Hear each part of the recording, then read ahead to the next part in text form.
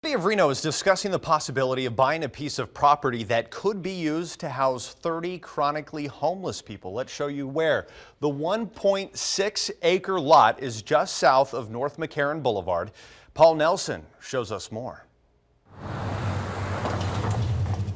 This stretch of 4th Street sees a lot more than just cars. It's where most of Reno's homeless foot traffic is. Interestingly enough, the homeless problem is not as serious as it's made out. We have a substantial transient population due to our motels, our older motels that have become single residency occupancies. Jensen says less than 50 chronically homeless people are here permanently. About 30 of them could eventually find a place to live on this vacant property in North Reno.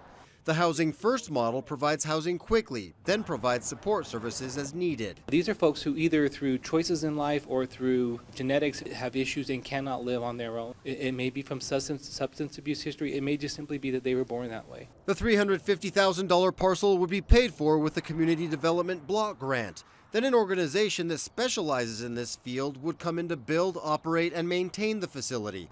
City staff has looked at 5 different properties. This was the one that came out on top, and so it's the first one we're bringing to the council. The city has certain criteria it looks at when it decides where to build a facility like this. One of those is how close it is to an RTC bus stop.